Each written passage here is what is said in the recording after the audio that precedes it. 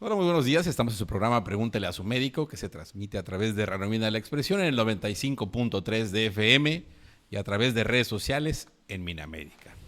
El día de hoy vamos a hablar de una patología que padece un alto porcentaje de la población, pero que realmente le presta muy poca importancia porque casi no tiene sintomatología. No sienten del mal, por eso le llamamos el mal silencioso o la enfermedad silenciosa. Pero justo esta patología, por el daño que ocasiona en nuestro cuerpo esta enfermedad, ha ido evolucionando sus definiciones, sus clasificaciones y sus tratamientos. Esto va evolucionando. Es decir, que algún médico que no haya estudiado desde 1999 o inclusive 2005 a la fecha, pues a lo mejor ya no sepa completamente cómo se maneja la hipertensión arterial. Y para eso está con nosotros un experto en el tema, está el doctor Héctor Lenin Santiago Jiménez, él es médico internista, bienvenido. Muchas gracias, doctor Gastañón, muchas gracias al auditorio y como siempre es un gusto estar con ustedes.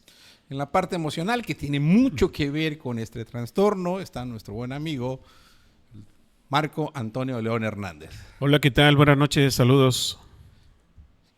Por supuesto, el anfitrión de este programa, el doctor Sergio Arnulfo Ávila Toledo.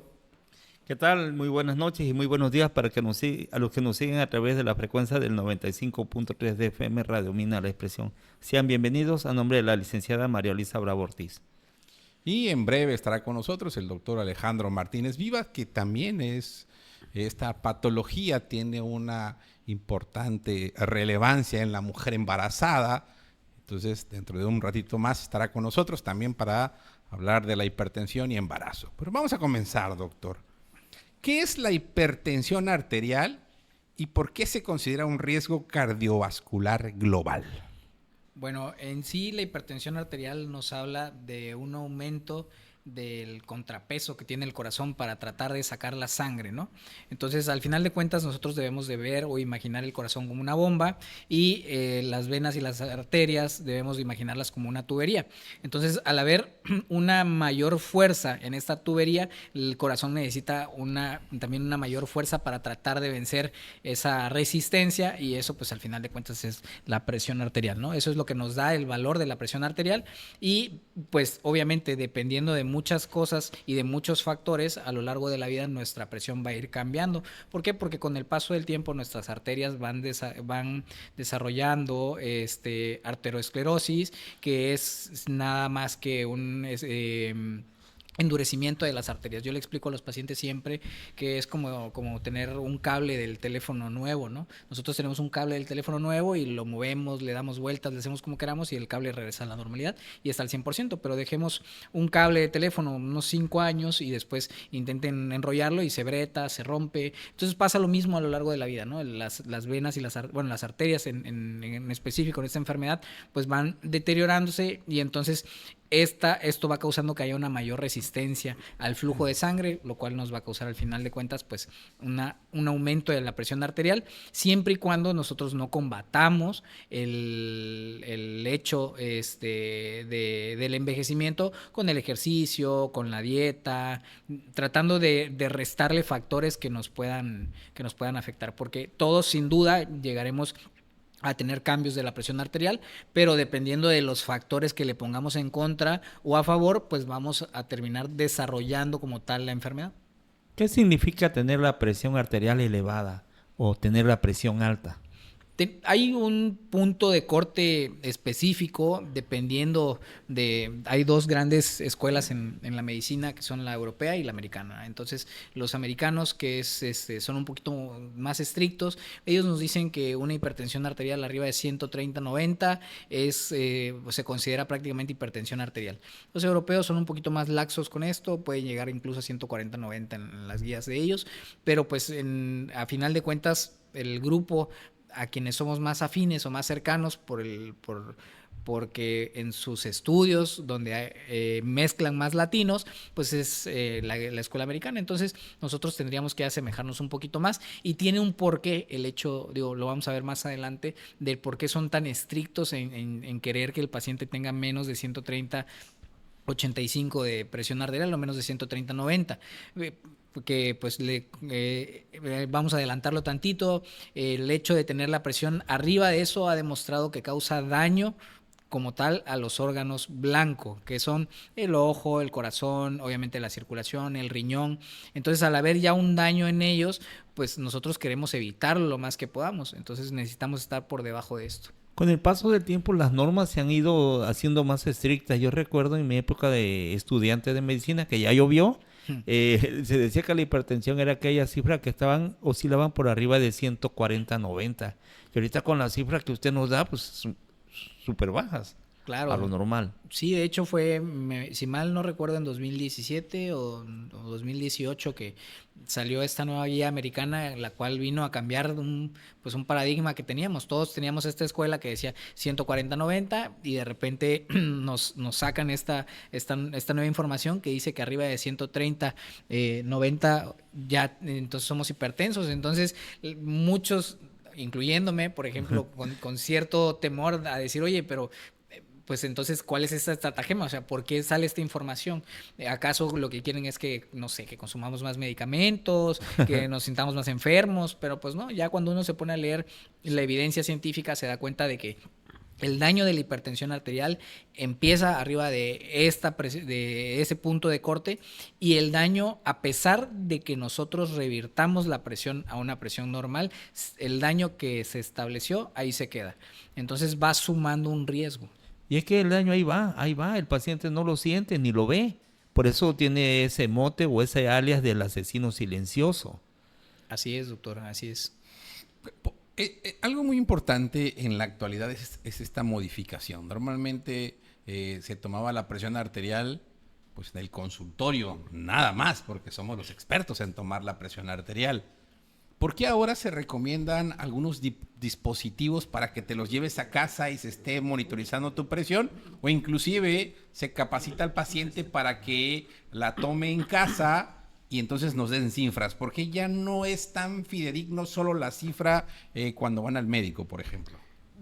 Igual ya tiene como bastantes años también que existe ese término de hipertensión de bata blanca o hipertensión de consultorio, que quiere decir que el paciente llega al consultorio, y nos habrá pasado a muchos, a todos en general. Yo creo que los médicos, incluso a usted, doctor Castañón, que pues yo creo que ya tiene ratos que no ve pacientes adultos, pero pues en su servicio social, que llega el paciente y simple y sencillamente se siente incómodo con el médico. O sea, es el clásico paciente que dice, es que yo nunca vengo a consulta. Entonces, cuando llega a consulta está hipertenso, pero muchas veces la presión que maneja no es fidedigna. ¿Por qué? Por el factor emocional, el factor del estrés, el factor de que se siente mal. Muchas veces llegan los pacientes con dolores al consultorio. Llega un paciente con dolor de cabeza y entonces aquí viene la pericia del médico, ¿no? ¿Qué fue primero, el huevo o la gallina? O sea, me duele la cabeza porque tengo la presión alta o tengo la presión alta porque me duele la cabeza. Entonces, precisamente para tratar de quitar el mayor de los sesgos y no solamente englobar al paciente con las mediciones de consultorio, se empezaron a utilizar primero estrategias de tomar la presión en casa y luego mejor actualmente hay dispositivos como el monitoreo ambulatorio de la presión arterial, donde te llevas un aparatito que va a estar monitoreando tu presión a lo largo de 24 horas y dependiendo ya justamente en sueño, en actividad, en vigilia, pues que es en el estado despierto, pues ya vamos a definir correctamente si el paciente sí es hipertenso, porque al final de cuentas decirle a un paciente un diagnóstico de estos pues también puede afectarlo. O sea, puede causarle incluso depresión, puede causarle ansiedad. Entonces no es correcto que nosotros demos un diagnóstico con una, ¿cómo decirlo? Pues sencillez de decir, bueno, pues eres hipertenso y ya, ¿no? O sea, eso no es ningún problema. No, pues tenemos que darle la seguridad al paciente de que el diagnóstico está bien hecho.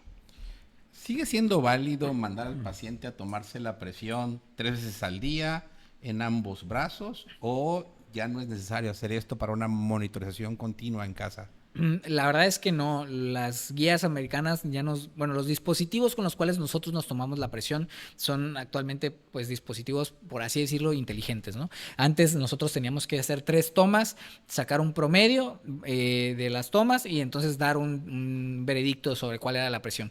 Hoy en día las guías americanas del corazón, de la Sociedad Americana del Corazón, nos dicen cuáles dispositivos están validados. De hecho, salen el nombre, la marca y el modelo, que son una infinidad pero ellos se encargaron de decirnos cuáles son las que funcionan y entre ellas se desterró prácticamente a todos los aparatos, bueno, se llaman baumanómetros de muñeca. Los baumanómetros de muñeca, debido a la variabilidad que tienen entre una toma y otra, fueron desterrados, entonces nos quedamos nada más con los baumanómetros de antebrazo y entonces en estos nos dicen que ya en automático hacen las 3 mediciones y nos da el promedio, o sea, ya no es necesario y tampoco es necesario ni medirlo en un brazo en específico, esto que se tenía que medir antes en el brazo izquierdo, que es el más cercano al corazón y todo eso. Realmente la presión no tiene que variar tanto entre un brazo y otro, entonces realmente no hay una necesidad de hacerlo como hace muchos años se pensaba.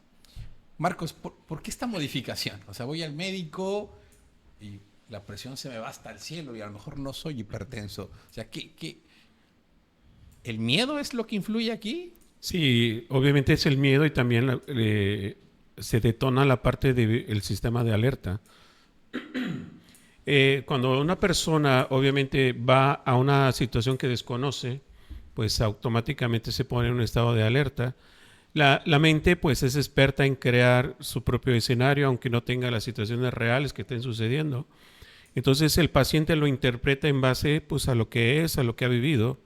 Y como dice el doctor, cuando llegan al consultorio, pues precisamente llegan con ese miedo. Uno de los miedos que más existe es precisamente ir a consulta, porque a final de cuentas tenemos miedo de que nos digan una enfermedad o algún padecimiento que tengamos, y por eso siempre le vamos como dando vueltas hasta que las situaciones ya se vuelven totalmente crónicas, y es cuando esa parte del miedo más alto es el que nos impulsa pues a ir de una manera obligada. Qué paradójico, porque te estás muriendo en casa por saber si estás enfermo o Sí. no, pero no Sí. quieres ir al médico porque no quieres que te digan que estás enfermo, Exacto, ¿no? y pasó mucho en el COVID.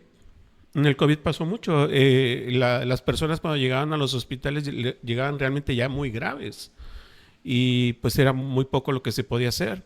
Y cuando empezaron los síntomas, pues esta parte de que se empezó también las leyendas urbanas, las historias que se manejaron de que iban a los hospitales y ir al hospital era sinónimo de que te mataran y cosas así.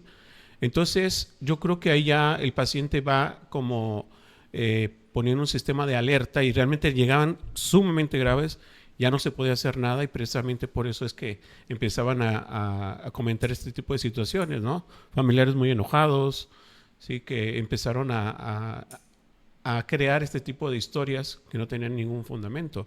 Y normalmente pasa lo mismo con cualquier enfermedad, incluso la parte de la obesidad también, ¿no? La parte de la obesidad es muy difícil a veces aceptar que estamos en una situación obesa y que tenemos que tener cambios, como dice el doctor, de alimentación, de movimiento, de todo, pero es realmente multidisciplinario hacerlo. O sea, el cambio de hábitos no es tan fácil hacerlo de esa manera. Lo ideal, pues es eso, ¿no? Pero realmente aquí se necesita un trabajo multidisciplinario para crear ese tipo de cambios. Quiero agradecer a los que nos siguen a través de las redes sociales y también por la radio. Bueno, tenemos lo primero, está muy interesante este tema, ya surgen las preguntas. Saludamos a nuestra amiga Lucía Contreras, la directora de la Fundación Pregúntale a tu médico, y nos dice esta pregunta. A mi mamá en una sola consulta le diagnosticaron hipertensión y le mandaron medicamentos de control para tomar diario. ¿Sería importante que buscara una segunda opinión? Sí, hay formas de hacer diagnósticos en una sola consulta, sí los hay. Depende de los niveles de presión que encuentre el médico y la sintomatología, los estudios. O sea, se puede sí, pero sin duda es algo complejo. ¿Por qué? Porque es un paciente que ya tiene que ir con estudios que demuestren que ese es un padecimiento de tiempo y más que nada con un descontrol tensional suficientemente importante y siempre y cuando el paciente justamente se sienta en el ambiente adecuado, ¿no? La toma de la presión arterial es, yo le digo, es una cosa fina, ¿no? Tiene que tomarse la presión del paciente sentado, descansado, media hora de no haber hecho ejercicio, relajado, 15 minutos antes de no haber tomado café, refrescos, pastillas, sentarse con los dos pies bien en el suelo, la espalda descansada sobre un respaldo, el brazo descansando sobre un descansabrazos sobre una mesa, con la palma viendo hacia arriba. Y entonces, bueno, toda esta cantaleta que acabo de decir. Vejiga vacía, ¿no? Sí, También vejiga vacía. es muy importante. Exacto. Entonces, todo esto que acabo de decir tiene que sumarlo la persona que lo va a tomar, ¿no? Y muchas veces, ¿qué pasa? Yo les digo a mis pacientes, porque llegan muchas veces hipertensos, y pues el miedo, ¿no? Oiga, doctor, ¿cómo salí de mi presión? Sí. Y entonces, pues, les comento, ¿no? Oiga, y llegó antes a la sala de espera, estuvo esperando un momento. No, doctor, se me hizo tarde y venía rápido. Y entonces, Y si, okay. si llego tarde, me cancela usted la consulta. Sí, claro. Entonces, ya saben que soy terrible. Y sobre todo, por ejemplo, en situaciones también que dependen, por ejemplo, la parte del trabajo, cuando van a la parte del chequeo y dependiendo de que los parámetros que manejen, Sí, como es Pemex, ¿no? El que si lo condicionamiento que si lo laboral. que si lo vuelven a contratar o no. Entonces eso también es un condicionante para que suba la parte de la presión, ¿no? Claro. Eso lo vivimos en medicina ocupacional. Dice, ellos le llaman lo va a ponchar el médico. Claro. No, el médico no poncha. El que va mal de salud es el trabajador. Nosotros cumplimos nuestro trabajo. Bueno, están muy bien las preguntas. Mire, nos dice Yua Susa, ¿y por qué se vomita cuando está alta la presión? Creo que es una buena pregunta. Sí, a nivel cerebral nosotros tenemos una presión intracraneal también, y esta presión intracraneal juega con 3 factores, ¿no? Que es uno, el líquido en el que está flotando el cerebro, la masa del cerebro y la presión arterial. Entonces, al nosotros a modificar uno de estos factores, se modifican los demás. Entonces, por eso, al haber un aumento de la presión arterial, hay como una irritación, y entonces esta puede causar náusea, vómito.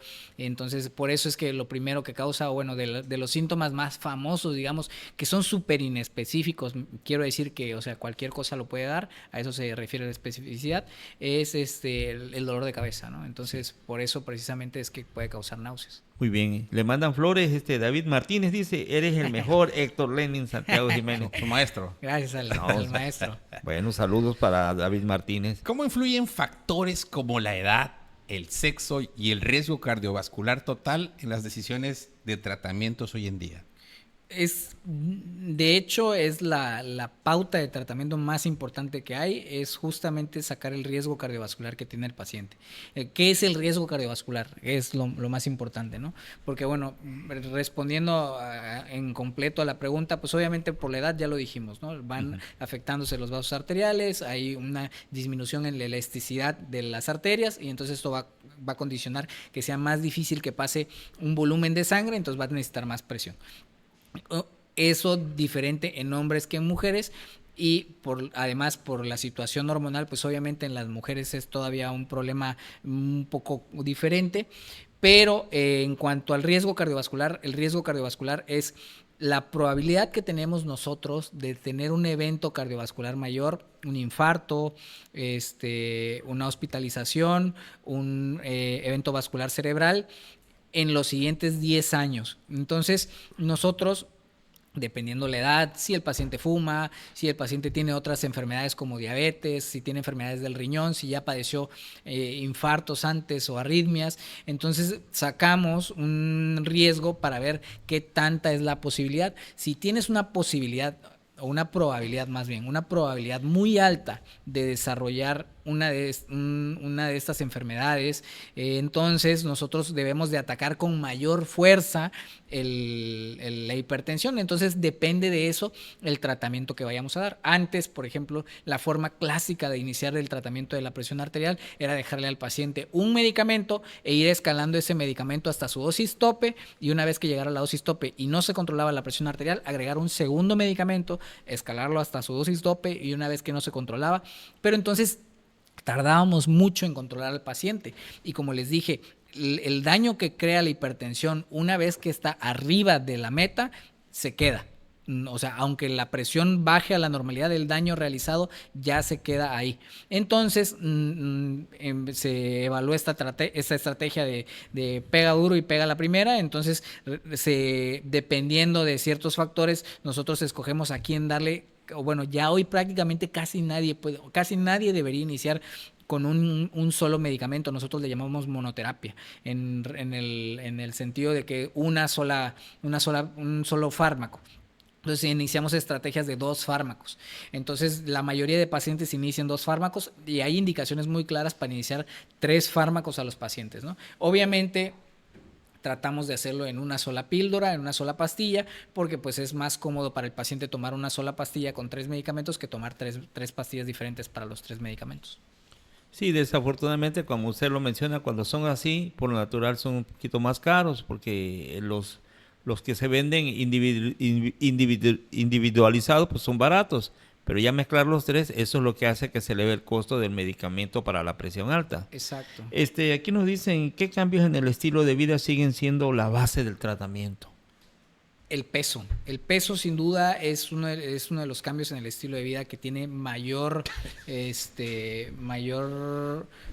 o que va a ocasionar mayor disminución de la presión arterial, el ejercicio y la dieta, ¿no? Entonces realmente los cambios en el estilo de vida, que son dieta, ejercicio y el abandono del tabaquismo también, que es súper importante, disminuyen bastante el riesgo cardiovascular.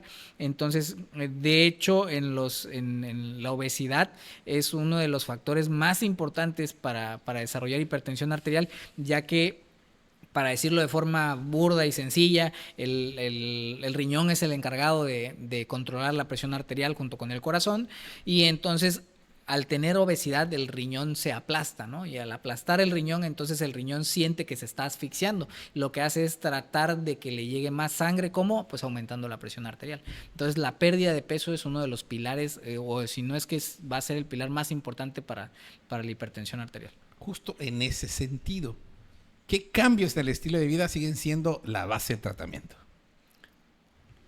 La pérdida de peso, una dieta y el ejercicio, porque todo eso conlleva prácticamente a la pérdida de peso. Muy bien, le manda saludos a Ana Patricia Ruiz Quiroz, saludos al doctor Lenin, y Santander Orlando, desde Monterrey, Nuevo León. Gracias, tiene muchos admiradores, doctor, felicidades. Te pregunta, yo creo que eres experto en la siguiente pregunta, porque te la manda Richard Betanzos. Si me dan punzones en el corazón es porque ocupo de una bandida. Muy probablemente. Hasta sí. Colorado, doctor. No estoy preparado para ese tipo de respuestas, pero sí, pudiera ser, claro que sí. Bueno, es algo muy coloquial, ¿no? Sí. Y hablando de eso, ¿ibas a decir algo? No, ¿por qué se recomiendan ahora metas de presión arterial?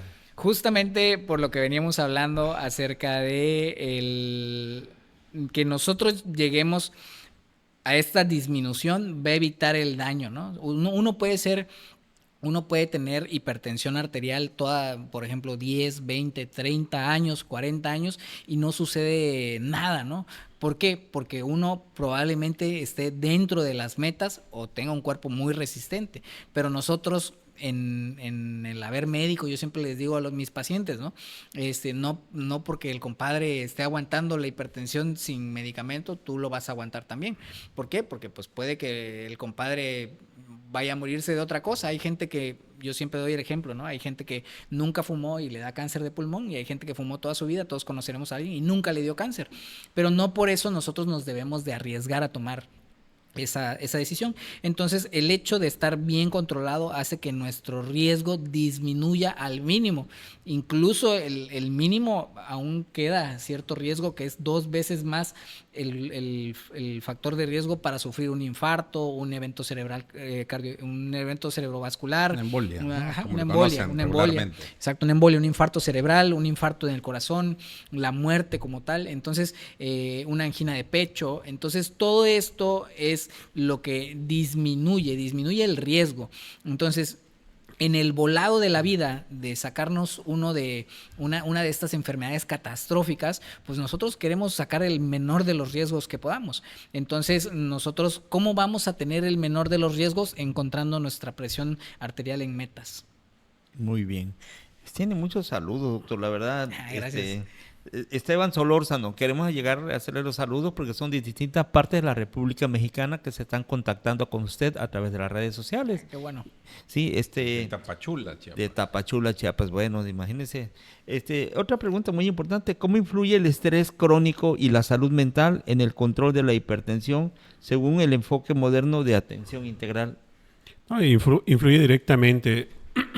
Aquí el tema es de que normalmente nos acostumbramos a estar en constante estrés, que muchas veces ya se normalizan ciertas situaciones. Entonces, el estrés determina también muchas veces crisis de ansiedad. Y las crisis de ansiedad, obviamente, lo primero que piensa el paciente es que tiene problemas de presión alta. No lo asocia precisamente como una crisis de ansiedad, sino que lo asocia directamente con que tiene la presión alta, ¿no? Y cuando van y se toman la presión, pues sucede que el problema no es la presión como tal. El problema es el estrés tan alto que lo trae y que está derivando precisamente en ese tipo de crisis. Y también tiene mucho que ver también que hoy en día también los antidepresivos o los ansiolíticos tienen mucho que ver en esto, ¿no? Y pues estaba yo leyendo que, a ver qué dice el doctor, pero que también la parte de los ansiolíticos en algunos casos hasta logran hasta bajarla, ¿no? Pero aquí lo importante es precisamente que no perdamos la atención de que todos los días tenemos que tener movimiento, tenemos que tener, como dice el doctor, bajarle un poco a la parte de la alimentación pesada, sobre todo en la parte de las noches. Y esto va a ayudar mucho precisamente para que el cuerpo se relaje, y una persona también que llega a relajarse bien y duerme bien, pues al otro día precisamente pues amanece tranquilo. Parte del sueño también es un condicionante para que la parte de la ansiedad esté o no. De hecho, este punto final que comentas es súper importante porque entre las formas adecuadas de medir la presión arterial, el paciente no tiene que venir desvelado, ¿no? Hoy vi justamente un paciente, paciente que viene saliendo de la guardia y viene hipertenso, ¿no? Y pues obviamente como tenía su consulta temprano, pues se tomó su cafecito para llegar despierto a la consulta. Entonces llega un paciente con múltiples factores, que pues obviamente llega a la consulta muchas veces cigarrito para relajarse. Claro, la coca. La coca. Entonces, bueno, pues entonces este paciente obviamente tenemos que tener mucho cuidado, que era uno de los puntos que tocaban en la pregunta inicial a la hora de hacer el diagnóstico y hacer el interrogatorio muy bien de cómo este paciente llega a nuestra consulta, si llega en condiciones óptimas. Y lo que hago muchas veces es volver a tomar la presión arterial al terminar la consulta.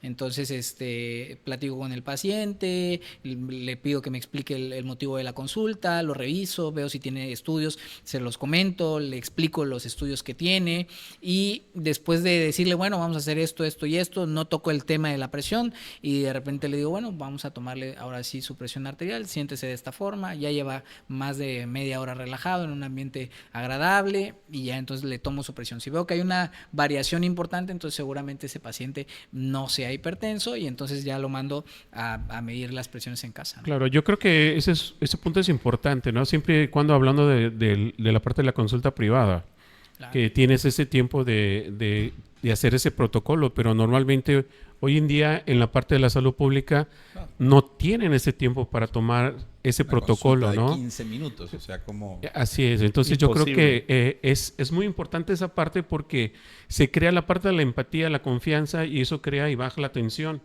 Y yo creo que ahí puedes tener un diagnóstico más certero en base a la presión. Sin duda, y esto que comentabas del estrés o el paciente con ansiedad, pues es muy claro, ¿no? Así me llegan muchos pacientes que son diagnosticados con hipertensión, simple y sencillamente por algún dolor de cabeza, y entonces esto les crea más ansiedad, se toman la presión una vez, salen altos, quieren tomarse la presión 30 minutos después, pero están preocupados porque pues salieron altos de la presión y vuelve a salir más alto, entonces el paciente crea un bucle de estar tomándose la presión y cada vez más alto, y tomándose la presión y cada vez más alto, y entonces el paciente llega a la consulta diciendo, es que soy hipertenso, doctor, me dijeron que soy hipertenso, y sí, mire, tengo presiones altas, me las he checado en mi casa, ¿no? Entonces, normalmente lo que hago pues es pues nuevamente, ¿no? Interrogar al paciente, ver si hubo algún factor emocional por ahí y entonces pues detectas que hubo pues algún problemita en casa, hubo un problemita en el trabajo y entonces después de dar con eso y explicarle al paciente muy bien todo esto, pues obviamente va a tener. Pero como dices, Marco, pues lamentablemente el detalle es que pues ahorita ejercemos en la consulta privada y en la institución pues siempre fue difícil, ¿no? O ha sido y pues no hablemos de política, pero parece que seguirá siendo muy difícil el hecho de dar una consulta adecuada. Sí, mi comentario va dirigido precisamente a que no se le puede dar el protocolo necesario precisamente. Entonces, ¿cuánta gente acude a las instituciones hoy en día y pues no se puede llevar un diagnóstico más fiable, ¿no? No, digo, y qué complicado el ejemplo que pones, ¿no? Tienes un paciente que trabaja en alguna industria, ¿no? Supervisando que la planta no estalle durante la noche, toda la noche trabajando. O sea, ¿cómo manejas el estrés? Pues qué complicado es esa parte. Imagínate. El paciente de urgencias, el paciente el médico de urgencias, el médico que trabaja en el turno nocturno con urgencia, que se va a desvelar todo el tiempo, que va a estar sometido a un estrés por el trabajo propio. O sea, ¿cómo controlas esa parte? No, el paciente que lo rolan de turnos, que es todavía peor, ¿no? O sea, entra en la noche Exacto. 2 turnos, luego en la mañana 2 turnos, en la noche 2 turnos. Entonces, su ciclo sueño-vigilia está tremendamente terrible, ¿no? Entonces el paciente llega a acostarse un día y no puede dormir porque pues su ciclo del sueño está completamente De lo que alterado. comentan mis compañeros, pues es un aviso también a todos los trabajadores, sobre todo los guardieros que están en el área operativa, que son hipertensos, que se cuiden, porque muchas veces han ocurrido desafortunadamente accidentes, enfermedades de tipo profesional dentro de la industria, como aquí lo recalcan ustedes, por el estrés que cargan, así también a nosotros los médicos. Nos puede sorprender en cualquier momento por la alta atención que tenemos en la cantidad de derechohabientes que tenemos que ver. Ya aparecemos, bueno, los especialistas ya aparecen médicos generales y requieren de más tiempo para poder valorar a un paciente para llegar a un buen diagnóstico y por lo tanto a un gran tratamiento. Sí. Pero así como el radiólogo mide la radiación y Sí. cuando llega a un límite lo tienen que sacar de vacaciones, creo que deberían haber estrategias en los servicios de salud, en los servicios de industria para esta gente que está sometida a un estrés, para como que llegaste a un tope, vete a desintoxicar y regresas, ¿no? Es lo Sí, más correcto que sí, yo creo que eso es un poco la parte de la sensibilidad, ¿no? En cuanto a la parte humana, pero también un factor muy importante es de que se ha normalizado que las personas no duermen bien. O sea, se normalizan de que duermen 3 horas, 4 horas y así se quedan. Entonces yo creo que ahí sí puede ser ya un estado de alerta para que estar checando los niveles de estrés, qué es lo que está pasando día a día, porque esa persona no está durmiendo lo suficientemente para poder descansar o llegar a una relajación para tener un sueño profundo. Claro. Muy bien. Ahora sí estamos como la hora de Sonia. Estos son muchos, la verdad. Creo que contrató usted a sus admiradores. Tiene doctor. bots, tiene bots. Dice Cuando Sara quieran un Armas, programa con saludos con a todos los- rating. con rating, por Con favor. mucho. Sí, Le sí, a la agradecemos orden. el rating. Sara Armas nos dice saludos a todos los médicos. Xochitl, Eric, muchas felicidades, doctor Lenin. Un orgullo verle y escucharlo tan profesional y tan preparado. Daniel FG, saludos al doctor Castañón. Y Sara Pérez Sánchez, saludos al doctor Lenin. Santiago Jiménez. Gracias, muy amable a todos por los saludos y buenos deseos. Marcos, ¿qué papel tiene la adherencia al tratamiento y cómo pueden las estrategias psicológicas mejorar esta adherencia? Porque regresamos a la parte que la hipertensión no tiene síntomas, ¿no? Y pues no me duele. ¿Cómo puedo reconocer y adherir a este tratamiento? Sí, yo creo que pues volvemos al tema, ¿no? El identificar mis niveles de estrés, no normalizarlos. También ver las situaciones que muchas veces vivimos a día, si tenemos alguna preocupación, si tenemos alguna situación pendiente, porque normalmente la parte del estrés siempre va a estar ligado a todas las situaciones pendientes que tenemos día a día y que no nos hacemos cargo. Entonces la mente empieza a sobrepensar y de esa manera se crea un desgaste mental y también una desconexión y atención en el mismo cuerpo. Entonces es muy importante que esto vaya de la mano para que el paciente pueda identificar en qué momento es mental, en qué momento es emocional, en qué momento es biológico. Pero eso es parte de un trabajo que se tiene que hacer en el consultorio junto con la parte biológica de la parte médica. Nos acaba de mandar un mensajito el doctor Alejandro. Desafortunadamente no nos va a acompañar, pero la próxima semana vamos a hablar justo de hipertensión en el embarazo, para que Perfecto. todas las dudas que queden por ahí respecto al tema pues sean respondidas la próxima semana. ¿Vale? ¿Por qué, ahorita que mencionas lo mismo, por qué cada vez se recomienda más un enfoque multidisciplinario y por qué hasta ahora, ¿no? O sea, ¿por qué no desde hace muchos años debería recomendarse o darle más importancia a este tratamiento multidisciplinario, sobre todo tomando muy en cuenta el enfoque psicológico, ¿no?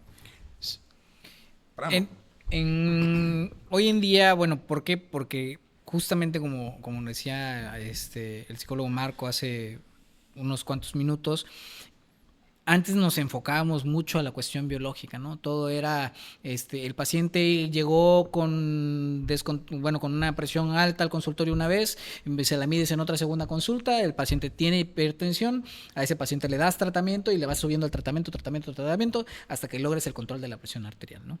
Y mientras...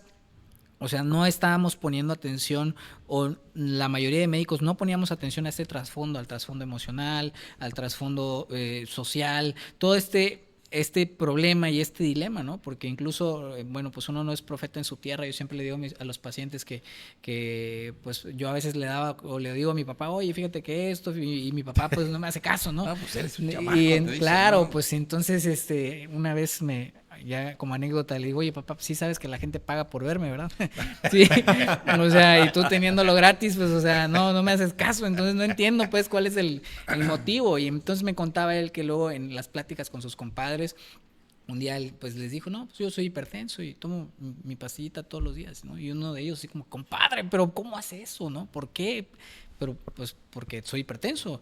Y el compadre, no, pero las pastillas, tomar pastillas, eso es de gente vieja. No, nosotros estamos todavía chamacones. Y pues, entonces digo, por lo menos ahí sí, mi papá, la pastillita de la presión nunca le ha fallado. Entonces, pues es muy apto a que este concepto, este trasfondo social, por ejemplo, de que no tomes esto, o ya te diagnosticaron con hipertensión, ya estás viejo, ya, entonces todo esto hay que atacarlo al mismo tiempo, porque tiene que ver mucho, como por ejemplo cuando el paciente llega hipertenso por una cuestión emocional.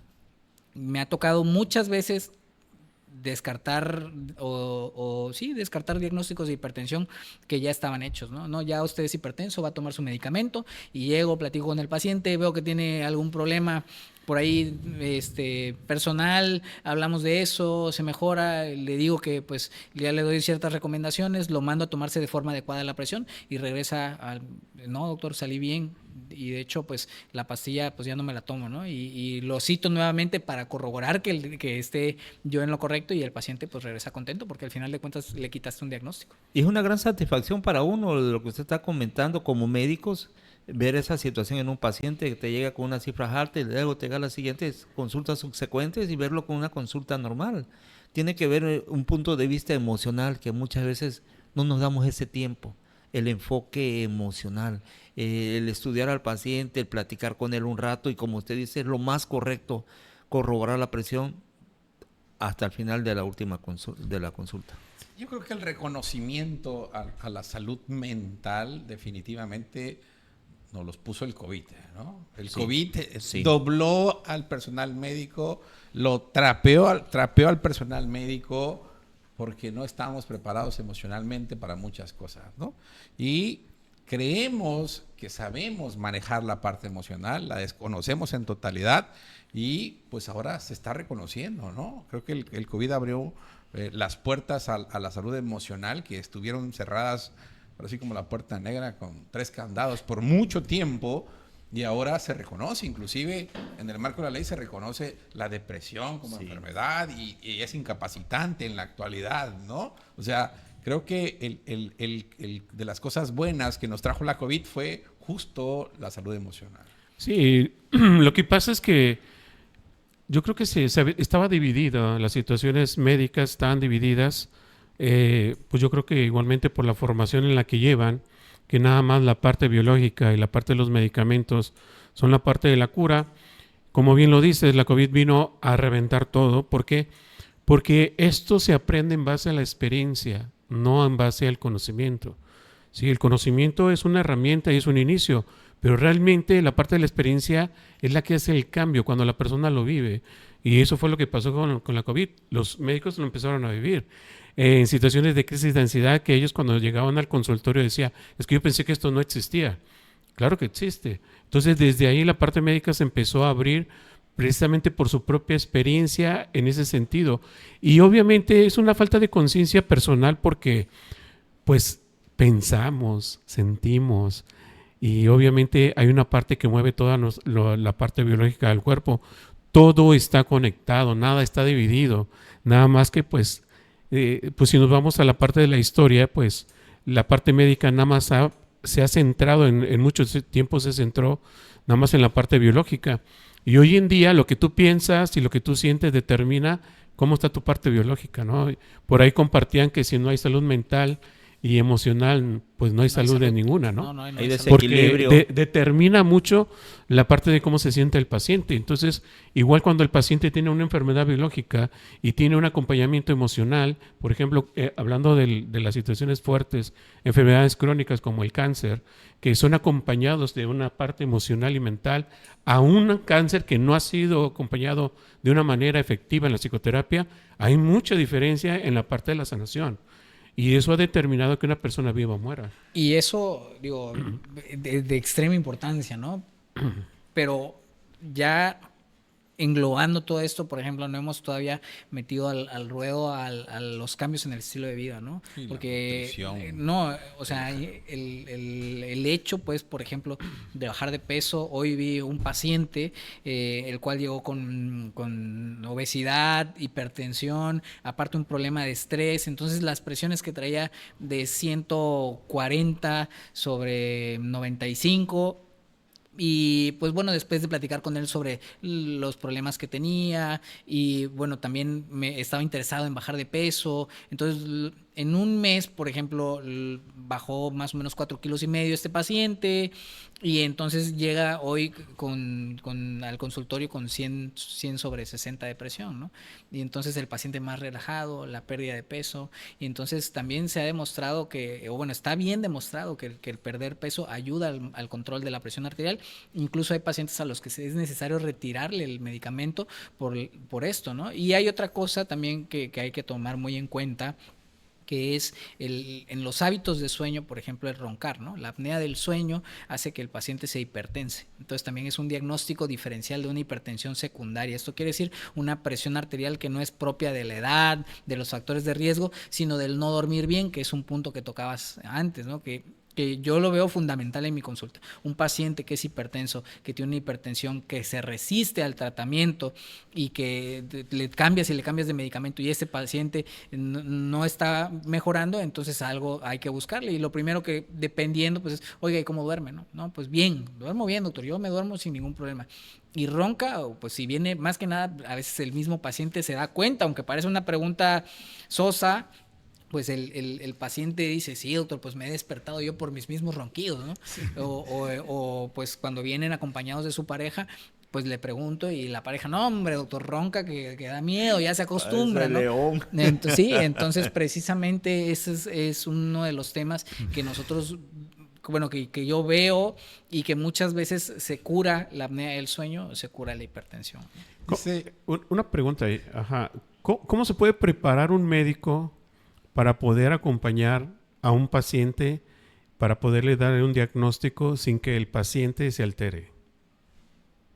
Híjole, pues se supone que deberíamos llevar, o llevamos clases de eso en la carrera, ¿no? O sea, de cómo dar ese tipo de noticias desde el punto de vista empático. Hoy en día en la universidad se está abordando más ese tema, que antes era algo muy escueto.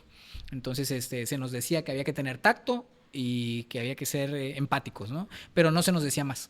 O sea, entonces... No, ¿cómo, no? ¿Cómo sí, hacerlo? claro. Entonces, pues es algo que fuimos o que hemos ido desarrollando conforme a la práctica, ¿no? Bien o mal, pues no hemos tenido una escuela como tal, pero hoy en día en las universidades, y me consta porque en la Universidad Veracruzana, pues se da un enfoque más hacia tratar de dar estas malas noticias de una forma más empática hacia el paciente, decirle, explicarle, que yo creo que al paciente siempre hablándole con la verdad, pero con ejemplos claros es lo más fácil, ¿no? Porque hablar con la verdad es sencillo, ¿no? ¿Es usted hipertenso? Ya, ¿no? Pues no. O sea, uno tiene que decirle al paciente, bueno, pues padece usted esta enfermedad, una enfermedad como cualquier otra enfermedad, que hoy en día puede controlarse sin medicamentos si usted baja de peso, hace ejercicio, cambia su dieta, que va a vivir el mismo tiempo que cualquier persona, o si usted hace estos cambios en el estilo de vida, y entonces llevar de la mano al paciente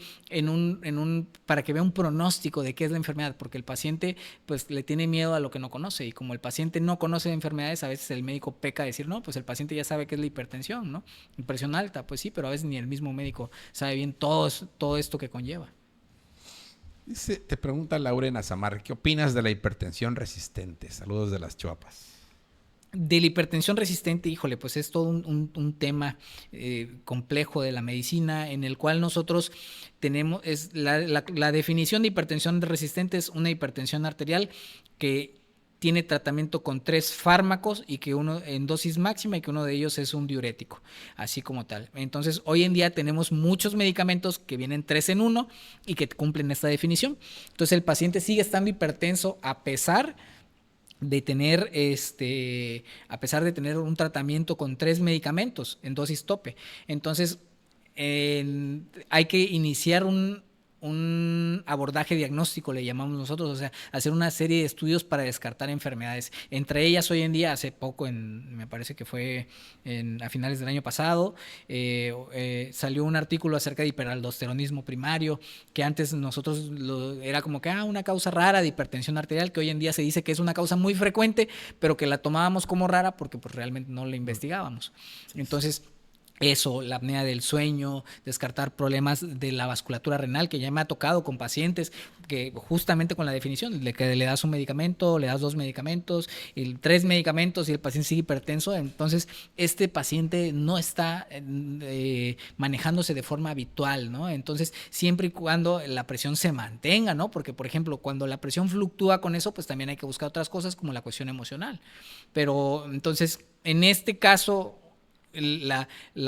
para no ahondar tanto en este tema que es muy vasto, le diría yo a nuestro público que nos escucha, que una presión arterial descontrolada pese a varios medicamentos y que uno esté tomándolos como debe de ser, si el médico no nos pone atención, lo más importante sería cambiar de médico. ¿Por qué? Porque definitivamente hay algo ahí que no está permitiendo que nuestro cuerpo se adapte. No es normal que estemos tomando 3 medicamentos para la presión arterial, o sea, 3 en 1 o 3 por separado, y que nosotros sigamos hipertensos. Entonces, a ese paciente hay que investigarle que no tenga algo de fondo, que falta, y yo le digo a los pacientes que es muy chusco, que falta que sea curable, ¿no? Porque la hipertensión nosotros decimos, no, ya no tiene cura y bla, bla, bla, pero pues falta que sea apnea del sueño, que tenga un problema de una arteria renal, que tenga un hiperaldosteronismo primario, y nosotros pues podamos curar esta otra enfermedad que está causando que uno se hipertense. Muy bien. Vika Palacios. Hola, sabemos que el desvelo causa presión alta,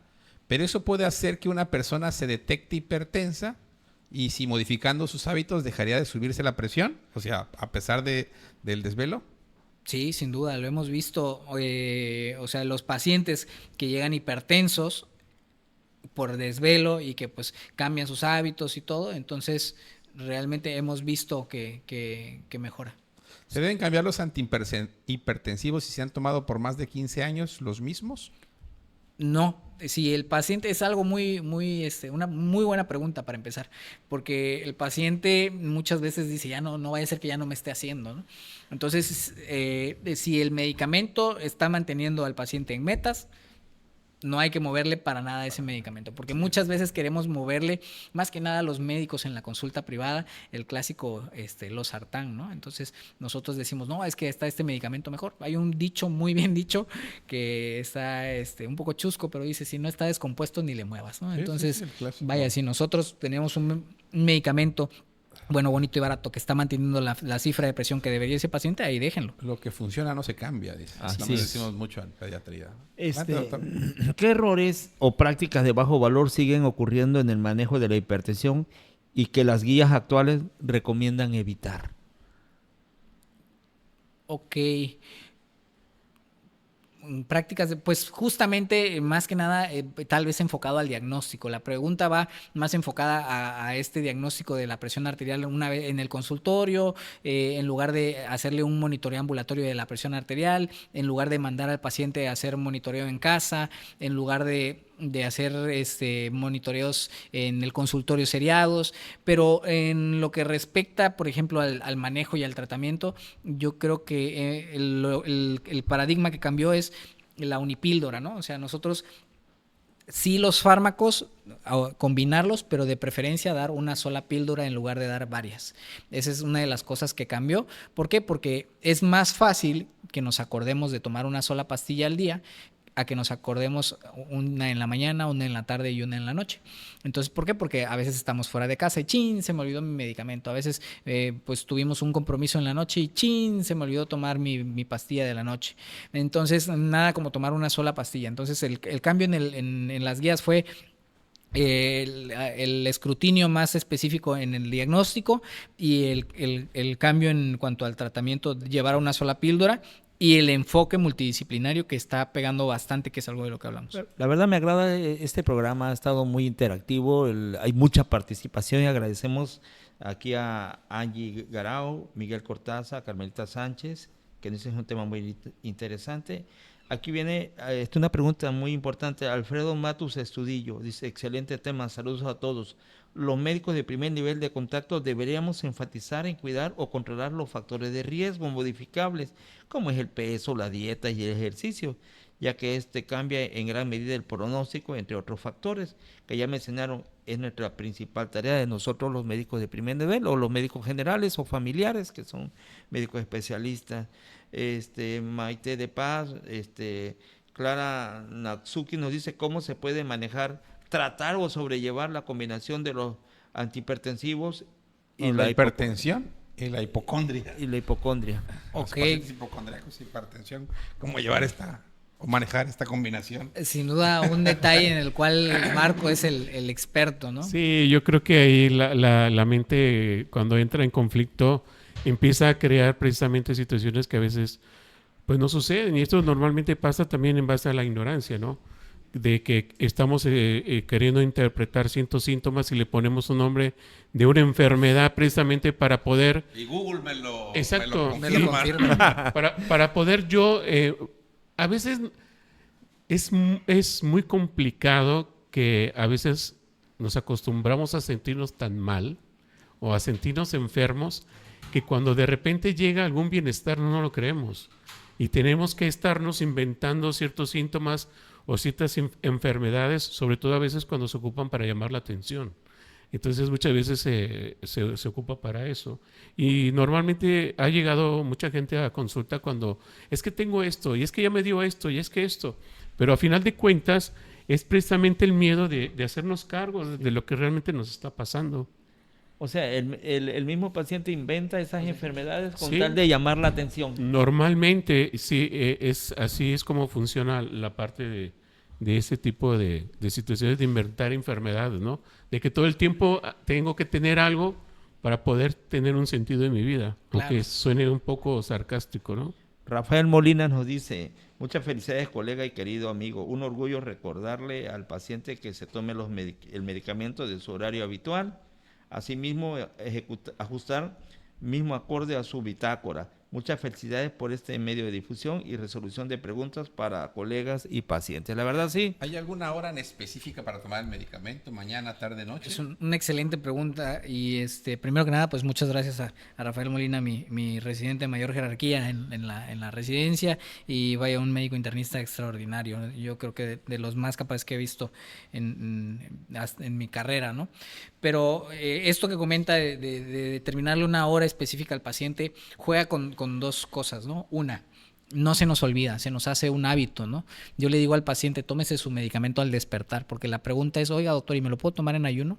¿Me lo puedo tomar con la comida, después de la comida? ¿Qué hora me lo tomo? Que se lo tome al despertar, ¿no? ¿Y si toma? Y si toma, pues... No maneje. Que no maneje, claro.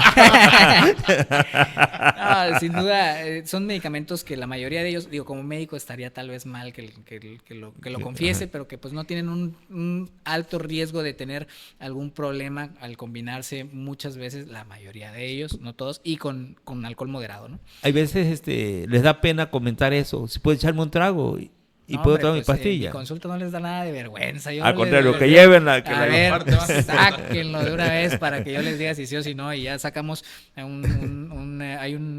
llama drugs.com y ya nos dice la interacción que tienen los medicamentos con el alcohol para decirle al paciente el riesgo que tiene, porque esto se basa en riesgos. Puedes tener Así el es. riesgo y que no te pase nada. Muy bien. Pero sí, en los medicamentos de hipertensión, como muchos de ellos que utilizamos son diuréticos, entonces se prefieren por la mañana. Aquellos que tienen diuréticos. ¿Por qué? Porque como van a hacernos orinar, entonces la mayor parte del día podemos estar más activos, ir al baño. En cambio, si lo tomas en la noche, te va a estar, de por sí tienen problemas de sueño y ahora los estamos parando a orinar 4 o 5 veces en la noche, pues entonces ya tendrían un problema mayor. Entonces se recomienda muchos de ellos por la mañana, por ese sencillo motivo. Y realmente fuera de eso no hay como un horario específico, pero como bien mencionaba mi colega Rafael, pues justamente tratar de decirle al paciente que se apegue y conforme hacen su bitácora también el paciente que nos va a hacer un día en la mañana la toma de presión, un día por la tarde, un día por la noche, ver en qué horario también es como lo mejor para la toma, pero eso ya es como un poquito más en la consulta, ¿no? Bueno, tenemos muchas preguntas, pero el tiempo se nos fue. Agradecemos muchísimo que compartan esta información para que la transmitan. Recordemos que una población informada es una población muchísimo más sana. Nos vemos la próxima semana. Vamos a hablar de hipertensión en el embarazo. Pues muchísimas gracias por su atención. El doctor Lenin les va a contestar los mensajes ahí personales. Hasta luego. Hasta luego. Hasta luego.